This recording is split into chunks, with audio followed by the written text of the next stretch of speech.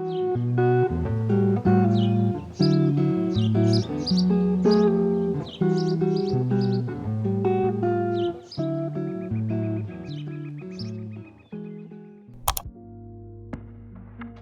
a new semester starting soon, or maybe it's even started for some of you, I wanted to share some of my study tips in today's video.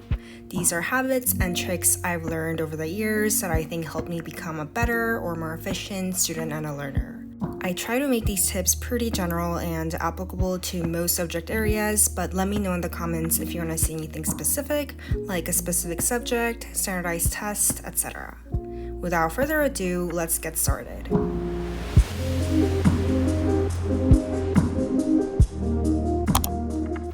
No matter what subject I'm working on, I always try to have a blank sheet of paper and a pen in front of me. I like to pile up some printer paper near my hand so that when I want to remember or jot something down quickly, I'm prepared to do that and everything's there. I just use unlined plain pieces of paper or scrap paper where I can draw, be messy, feel free to do whatever with it. This is completely different than taking notes where you're actively trying to organize and store information. This paper is meant to be a bridge between your brain and whatever you're studying, so there's absolutely no pressure to be organized, neat, or articulate. Some of the things I write here might make it into my notes, but it's more of a holding cell and a super rough draft. When I want to memorize a detail, I might copy it down a few times on this piece of paper, work out calculations, or if I'm writing something, I can take down some ideas. So I use pen and paper for this kind of brain dump, but you can also use digital platforms, notebooks, or maybe a whiteboard, which one of my friends actually does and really likes. Another important thing about setting up your workspace is moving all distractions out of sight and out of reach. Personally, I'm a big couch potato, and once I take a seat, I tend not to get up easily unless I really have to. When I'm studying, this actually works in my favor because if I put my phone where I have to physically move to get it, I know I'll be too lazy to try and actually get it. What I like to do is just throw my phone like 6 feet away from me, and that's usually enough to prevent myself from touching it like 99% of the time. It really helps to know yourself, your tendencies, to create a workspace that works for you specifically, and these are just some ideas.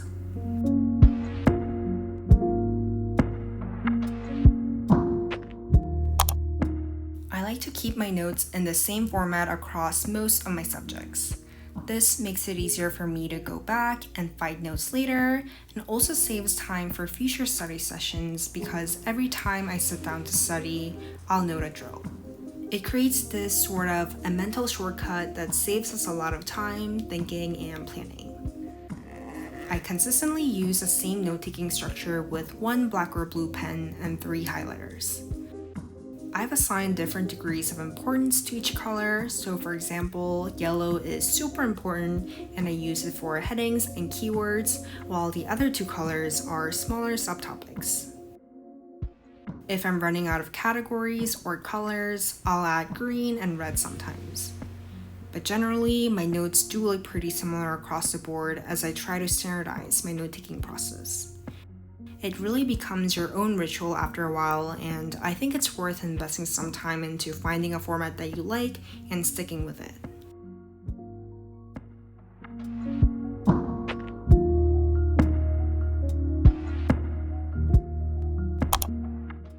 I really think studying is like running a race. In the beginning, when you have more energy, you usually take little, if any, breaks to get that flow or get into the zone. And then you give yourself more breaks as you get more tired. I think the same applies to studying, and this is why I try to work as much as I can before taking my first break. After that, I increase the frequency of my breaks, so the longer I study, the more often I take breaks.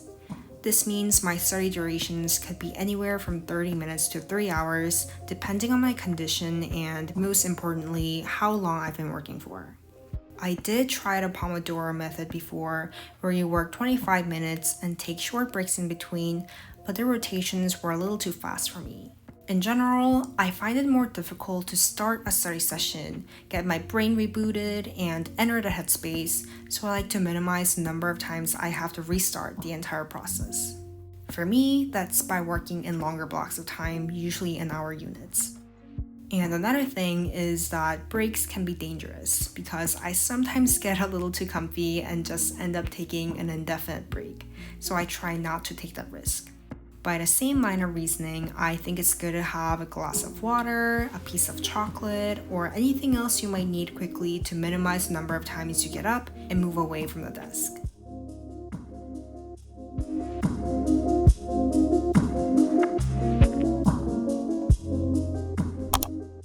There's a couple of ways you could do this, but the first one that comes to my mind is changing up your study spot, like studying outside when the weather's nice, going to cute cafes, or any other study spots out of your usual desk.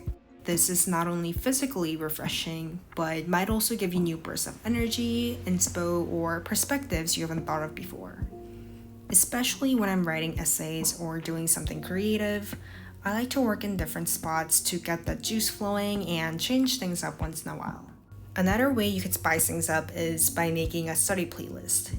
I currently have a study playlist of lo-fi, classical, and movie music. I've recently been exploring ambient sounds as well. There are so many you can choose from YouTube alone, and some of my favorites are underwater sounds and movie ambience, which are not intrusive at all and keep me entertained and in my seat. Listening to music while studying can be controversial, but I really think it comes down to your preferences and circumstances.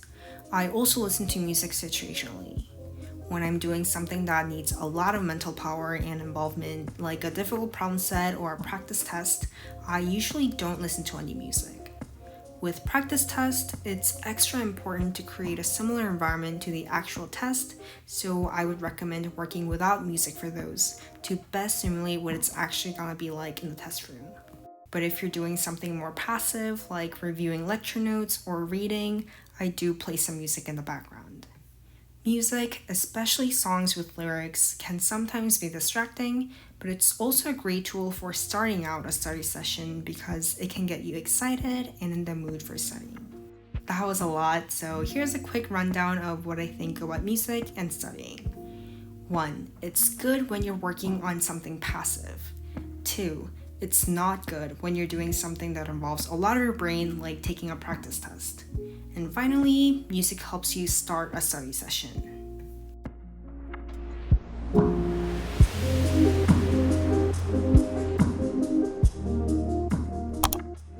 When there's a pile of things you need to do, it's often hard to know where to start or how to even start. I love making a checklist for literally anything that I do, but especially for studying. Writing down bullet by bullet what you're gonna do for the day, the week, and the month is a good way to understand what you need to do and what you can do. A checklist is perfect for this because you can see the workload in smaller chunks, almost like little quests. And checking things off is just such a satisfying thing to do, and it helps gamify studying. I make my checklist on Notion for everything I need to do for the day and the week. I like to plan ahead and have multiple days worth of checklists at a time so that I can get a better overview and manage my time accordingly.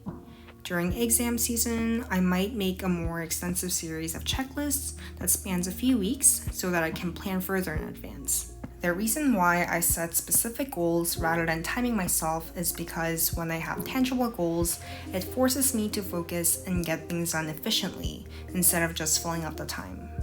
This is a reminder that the quality and density of time you study for matter more than just the number of hours you spend. You could be working for hours, 5-6 hours, and be doing the exact same amount of work as working efficiently for an hour or two. Having super specific goals or outlines, such as in the form of checklists before you start working, can not only guide you, but also keep you motivated and grounded.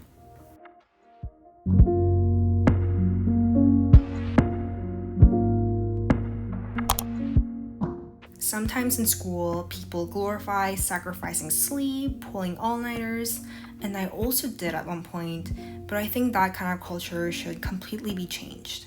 Getting enough sleep is so important and honestly underemphasized. This can be difficult during exam periods when you simply might not have enough hours in the day to cover all the materials, but I would highly encourage you to still prioritize sleep over studying for an extra couple of hours. If you plan your study schedule in advance and divide up the work, you can definitely avoid pulling an all-nighter. And even if you're cramming like the night before, I think it's better to get the sleep and be in a better condition. Although you might not have memorized everything, you'll most likely have better intuition and reasoning that'll help you out more than having crammed for a few extra hours, even if you're guessing. I try to get at least 6-7 hours of sleep before the day of an exam, and in an ideal world, I would go for like 8 hours. On test days, I also make sure to get breakfast and just try to take a better care of myself than usual. With all the tests and assignments and the stress really coming at us, I think at least we should be nice to ourselves.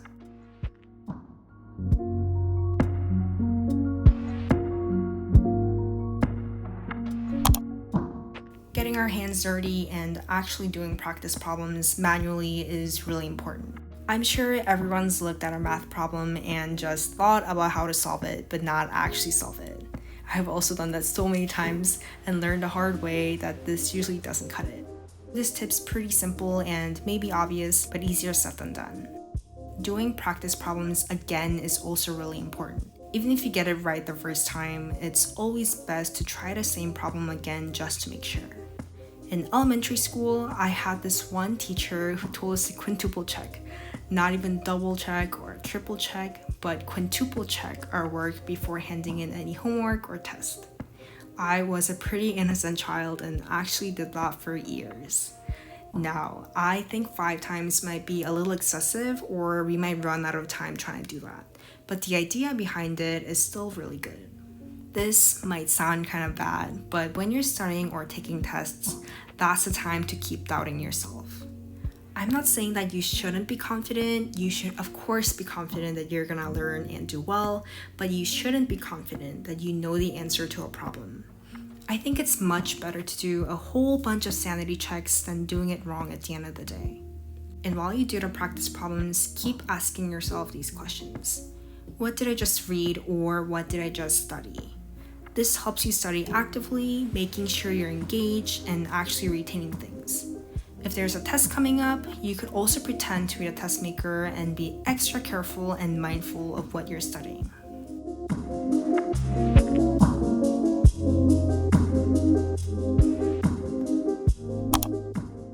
Realistically, I don't think most of us study because we love the actual process of studying itself.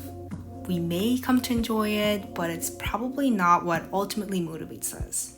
Studying is usually a stepping stone, a way to get to what we want, like an A in a class, learning something new, getting that degree, or more long-term goals like getting a dream job. I know it's sometimes hard to think about these things that feel so far in the future, but reminding ourselves that these exist and are possible and we can work toward them is really important to stay motivated. And it's not just about the motivation either. Having specific goals in mind helps us figure out the direction and be intentional about studying. This could look like asking ourselves, what am I going to do with my learning? Why am I interested in this? For instance, if you want to work in TV production, you might sign up for an extra challenging writing class. If you want to study or work abroad, you might study another language outside of school, and so on. Motivation is often temporary and comes and goes. Sometimes it's there, sometimes it's just not. And that's totally natural and totally okay. But this is also why having a broad sense of direction, a roadmap of where you're going, that sweet destination can back you up and help you retain or regain that motivation. And that wraps it up for today. Thanks so much for watching, and I hope this video was helpful. Once again, if you want me to address anything again or more in depth, feel free to let me know in the comments. I'll see you guys next time.